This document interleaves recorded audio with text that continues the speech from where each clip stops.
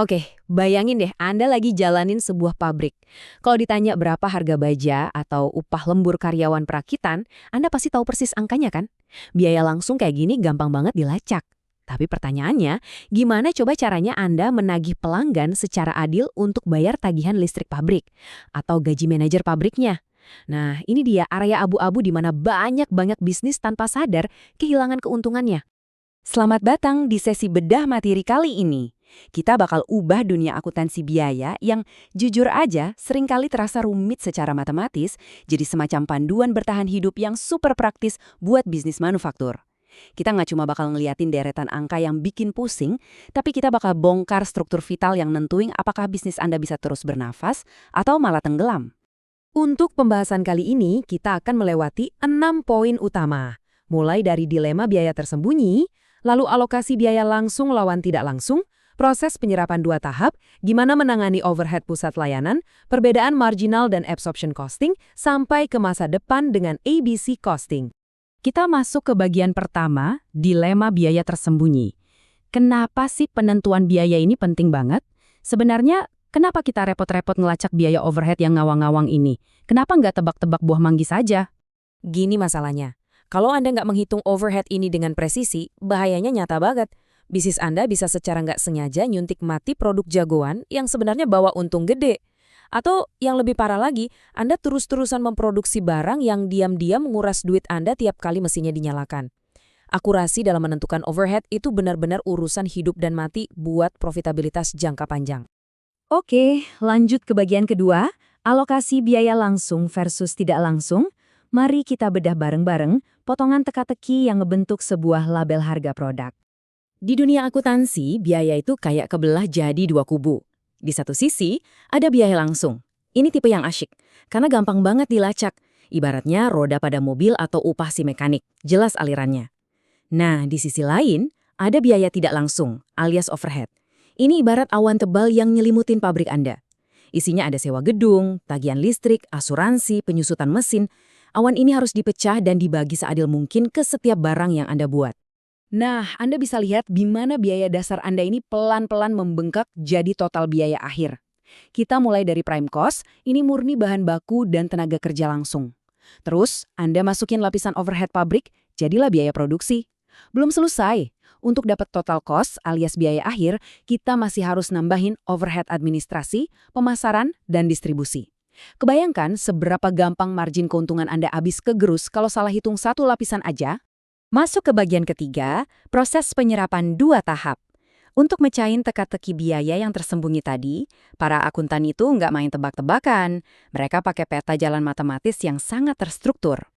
Proses 2 tahap ini jalan kayak efek domino, rapi banget. Pertama, kumpulin semua tagihan overhead dan bebankan ke pusat produksi serta pusat layanan. Kedua, pindahkan biaya pusat layanan itu ke pusat produksi. Ketiga, buat tarif overhead khusus buat masing-masing pusat produksi. Dan yang keempat yang jadi ujung tombaknya, tetapkan biaya-biaya tadi ke tiap produk yang lagi dibuat. Skema ini benar-benar ngevisualisasiin perjalanan biayanya. Anda lihat alur biaya langsung, itu meluncur mulus dan hambatan langsung ke produk. Tapi coba perhatiin bagian overhead manufaktur. Dia harus ngelewati semacam saringan khusus pakai tarif yang udah dihitung sebelumnya. Tujuannya apa? Supaya konsumsi sumber daya untuk tiap produk benar-benar akurat sebelum akhirnya nempel di produk tersebut. Kita sampai di bagian keempat, menangani overhead pusat layanan. Disinilah tahap kedua dari proses domino tadi jadi makin menarik. Kita akan melihat gimana ekosistem sebuah pabrik berjalan. Coba bayangin bisnis Anda sebagai ekosistem di alam liar. Anda punya pusat layanan, kayak departemen maintenance atau gudang. Mereka ini emang nggak bikin barang jualan, tapi mereka yang nyuapin energi dan dukungan buat pusat produksi, kayak departemen perakitan. Biaya dari pusat layanan ini wajib mengalir ke pusat produksi, yang ujung-ujungnya nempel di harga produk di rak toko. Terus, gimana cara bagi tagihan pusat layanan ini ke pusat produksi secara adil? Akuntan pakai logika yang cerdik banget di sini. Misal nih, tagihan sewa gedung. Ya baginya berdasarkan luas meter persegi yang dipakai tiap departemen dong. Kalau buat administrasi dan kantin, baginya berdasarkan jumlah karyawan. Semuanya tentang nyari pemicu atau alasan yang paling masuk akal kenapa biaya itu bisa muncul. Nah, waktu memetakan aliran dari pusat layanan ke produksi ini, sebenarnya ada 3 metode yang bisa dipakai. Ada metode langsung, yang motong kompas langsung ke produksi. Terus ada metode bertahap atau step down yang alirkan biaya secara berurutan. Dan yang terakhir, metode timbal balik atau resiprokal yang matematisnya lebih muter tapi detail. Coba deh kita lihat contoh Pretty Peter Ltd ini. Kelihatan banget kan bedanya? Cuma gara-gara ganti metode dari langsung ke timbal balik, alokasi biaya untuk Departemen X bisa geser sampai ratusan pound sterling. Bayangin kalau ini diterapkan di perusahaan multinasional yang muter duit triliuner. Metode yang Anda pilih secara literal ngubah angka di garis bawah laporan keuangan Anda. Makanya metode timbal balik ini jadi primadonanya para akuntan manajemen. Secara matematis, metode ini ngakuin fakta di lapangan. Ya kali kan Departemen Maintenance kerja tanpa listrik dari Departemen Power. Sebaliknya, Departemen Power juga pasti butuh diservis sama maintenance. Jadi ini bukan jalan satu arah tapi benar-benar interaksi nyata. Setelah semua drama hitung-hitungan pembagian yang rumit tadi selesai, semua angkanya bakal mendarat cantik di sini. Job cost sheet atau lembar biaya pekerjaan. Ini dia dokumen pamungkasnya. Dokumen inilah yang ngasih tahu Anda berapa harga pasti untuk bikin satu buah produk sampai ke sen terakhir. Di titik inilah bahan baku, tenaga kerja, dan semua overhead yang awang tadi bergabung jadi satu angka kunci. Lanjut ke bagian kelima, marginal versus absorption costing. Percaya nggak percaya, para pakar akuntansi aja kadang nggak sependapat soal berapa banyak overhead yang harus diserap ke dalam biaya inventaris sebuah produk. Di sini kita bakal lihat dua filosofi yang beda prinsip. Di satu pojok ada absorption costing. Dia memaksa produk buat nanggung semua biaya produksi tetap kayak sewa pabrik. Ini emang syarat wajib buat laporan keuangan resmi.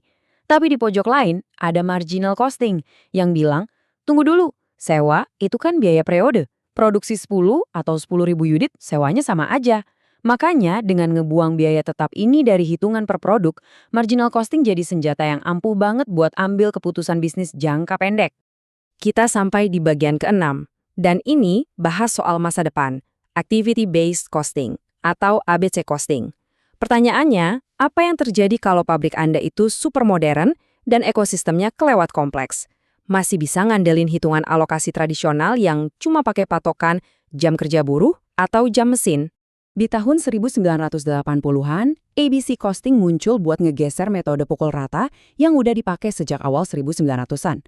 Alih-alih pakai satu tarif sapu jagat buat semua, ABC ini pakai pemicu biaya sebab akibat yang sangat spesifik dan mikroskopis tingkat detailnya. Karena fokusnya di aktivitas yang beneran memicu biaya, sistem ABC ini nyiptain semacam keadilan matematis. Sistem ini nyelamatin Anda dari skenario horor bisnis. Bayangin Anda tanpa sadar mensubsidi produk rumit yang ternyata bikin rugi, pakai uang keuntungan dari produk simple yang laris manis. Dengan ABC, setiap sen dibebankan berdasarkan aktivitas real yang dipakai masing-masing produk. Nggak ada lagi produk parasit. Nah, sebagai penutup sesi bedah materi kita kali ini, saya mau ninggalin satu pertanyaan buat Anda renungkan. Kalau ngelacak biaya dengan benar adalah kunci utama bisnis Anda bisa bertahan hidup, apakah organisasi Anda saat ini masih menetapkan harga produk modern yang canggih pakai cara hitung-hitungan jadul dari tahun 1910?